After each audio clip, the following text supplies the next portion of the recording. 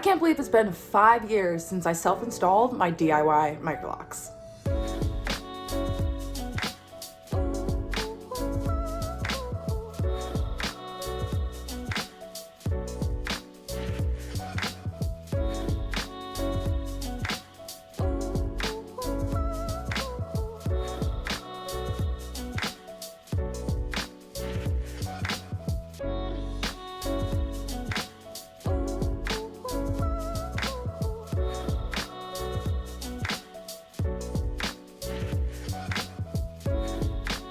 Oh no, the salty comments are coming! Ah! The following posts are 2 comments I received on part 4 of my Microlocs self-installation videos. Please, go to a licensed professional cosmetologist who specializes in this technique. Stop listening to these YouTubers. Why are you doing locks? Your natural hair texture doesn't look like it's a lot to handle. Seems loose enough to be easy to style every day. I have to ask because I don't understand why anyone who doesn't have 4C hair gets locks. It's just bizarre to me. Are they gone? Woo! Okay, phew, y'all are fast. Good job. Thought they might kill the vibe. Thank God they left. Okay. So that one person who basically said, but you're light-skinned, you don't have 4C hair, you shouldn't have locks. I have 4C hair. Fight me. People who think that only professional microlocticians and cosmetologists can install beautiful sets of Microlocs, I'm proof that you're wrong.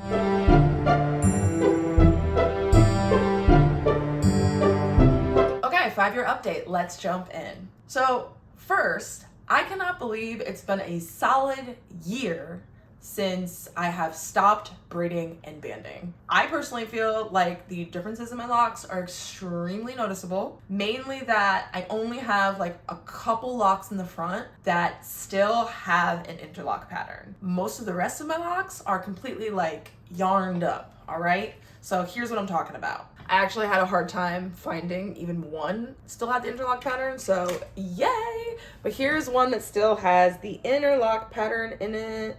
It's what I call yarned up. So you hit it right about here. And then this is a visible interlock pattern, but it's literally just a couple inches at the end. Other than that, most of these locks in the front do not have an interlock pattern visible. Finally, these locks in the front have finally started fully locking. Now, the ones that I noticed that you might be like, oh, wait, but no, I found some. So the ones that you're probably pointing out are actually ones that I two-strand twisted a really long time ago.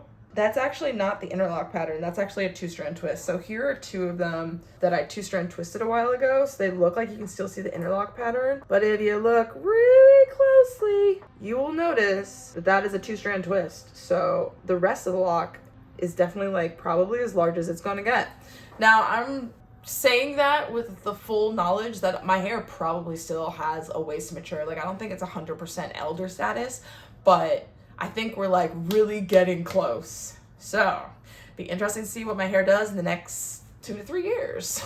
Now, even though I've noticed significant changes in my locks since I stopped braiding and banding 1 year ago, I still would not have changed when I stopped braiding and banding. What I mean by that is that some people might ask, okay, well, you notice so many changes in your locks and that your locks really developed so much better once you stopped braiding and banding. Looking back, would you have stopped braiding and banding earlier in your locking process? And my answer is completely no, I would not. I like the way my hair looks now. I like how uniform my locks are from root to tip.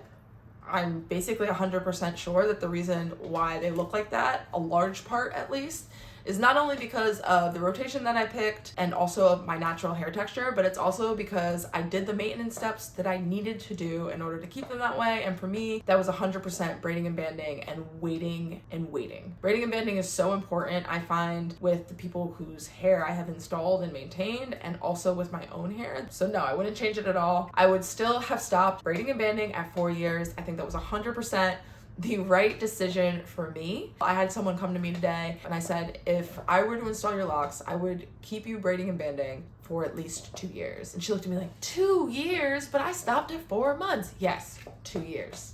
I've seen your hair texture, 2 years. And maybe I'll explain to you in another video why, the importance of braiding and banding, all of that stuff. If you're interested specifically in understanding why braiding and banding is so important, please let me know in the comments section below. I hope I'm not just beating a dead horse. I do think that it's important to notice that braiding and banding is not just one process. A lot of people do braiding and banding incorrectly, and a lot of people don't understand that there's actually 4 different ways to braid and band, and those are all based on the maturity level of your Microlocs. So if you're interested in more info about that, let me know in the comment section below. Next, let me talk about dryness. My hair is not dry, it's never been dry, so please let me know if I should stop even talking about this, because I kind of feel like I'm just really repeating myself, and if you're getting really tired of me just saying, my hair's not dry, and moving on to the next thing, just let me know, I can cut it out. My hair's not dry, it's never been dry, but if anything, I do suffer from buildup, which is kind of from the opposite of being dry. I only get really bad buildup if I don't wash my hair often enough, but it doesn't get to be too big a problem because I use the appropriate shampoo to wash my hair. And my product hair expense bill went from like a few $100s a year before I was locked to literally like $2 to $3 a year. Yes, $2 to $3. I'm not exaggerating. The shampoo that I recommend to literally everyone, it's like this much shampoo, and because of the way that I use it, and I recommend everyone use it, it literally lasts me like 1 to 2 years. So that has greatly changed my wash routine and the way I think about my hair. So my hair bill is literally a couple dollars a year, which is kind of crazy to think of when you are a Black woman with tight hair. It doesn't need to be expensive. So yes, this shampoo is very inexpensive, so it's very economical, and it does a great job at cleansing my hair. Lint. No, not really. I don't really have any still. I have had like 1 or 2 locks where I have noticed some lint. And the moment I find it, I immediately start picking it out with tweezers, and then it's gone. But you see this whole process of me trying to take it out? Yeah, that ruins the whole lock pattern. But I think that this is what you want when it comes to lint. You want to have to really search and sit there and look for lint and have a hard time finding it. And a lot of people will tell you lint is unavoidable. You might see that in my comment section, but I can assure you that it is not unavoidable. You can avoid it.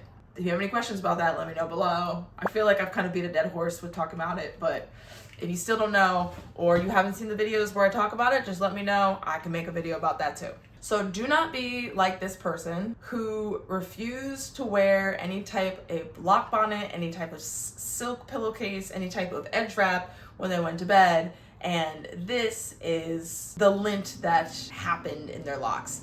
In order to get this lint out, really the only option that she has is to kind of redo this lock from scratch. I don't think that's a great option, especially when it took so long for her edges to lock because her hair is so much looser. She doesn't seem to mind the lint, so we just left it. But your options, if you don't want to take it out, is that you can dye it.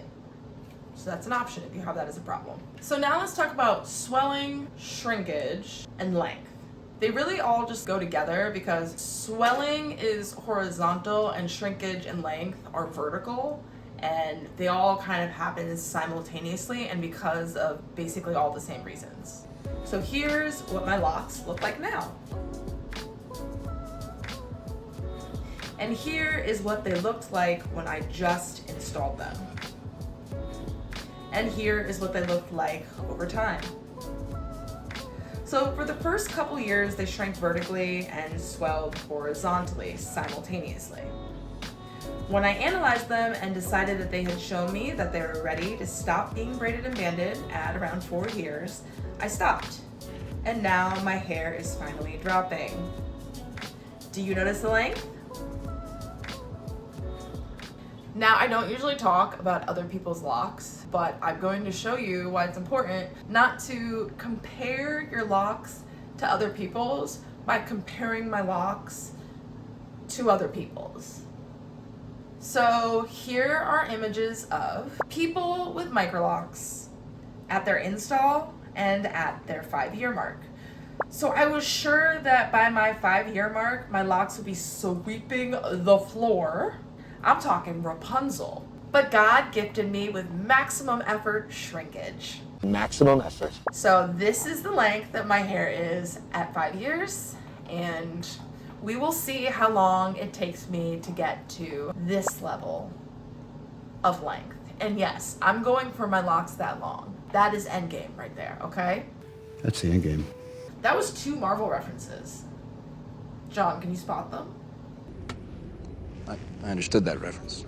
Okay, so question for you guys. Number 1, would you be interested in a video about how to take care of your hair when you go on vacation, like tips and tricks, and how to analyze your hair to know what stage of your locks you're in, so you know how to treat your hair when you are traveling. Specifically to a tropical location, because I think tropical locations are where you're gonna hit humidity, and humidity is really what you have to consider when you're traveling. So, let me know. Hey everyone, real quick. If you're sitting there thinking, wait a second, something about the math isn't right, good catch. I self-installed my Microlocs in January of 2020, and it is currently 2026. This video, however, is still my 5-year update, which I filmed last year in January of 2025. Life was lifing pretty hard last year. I created 2 Microlocs courses, and this just got put on the back burner. The good news is that today I am filming my 6-year DIY Microlocs update, so definitely keep an eye out for that. If you are interested in learning more about either one of my Microlocs self-care courses, first, I'd recommend that you definitely download my free ebook, 15 Steps to Self-Retighten and Self-Maintain Your Microlocs with Confidence. I have a whole bunch of free tips in there, including a calculator that helps you determine exactly when your next retightening should be, and how much you would save over the course of a year if you exclusively self-retightened. So that ebook is a really great resource. It's got tons of tips and tricks, and it gives you information on how to access both of my Microlocs self-care courses, Self-Retighten Your Microlocs and Self-Maintain Your Microlocs. Thank you so much, team, for sticking around with me for the past 5 years. I know a lot of you have been following my journey since I started interlocking my hair in, oh my gosh, was it December of 2019, and then finishing in January of 2020 when I actually started uploading my videos. So some of you guys have been keeping up with me for over 5 years. Thank you so much. And if you're just new to this channel, this is the first video that you've ever watched, thank you so much for coming by as well. You are now officially part of the Queenie Liam team, and you are on your way to starting and maintaining a beautiful set of DIY Microlocs. Why isn't the button working? Why isn't the button working? Button!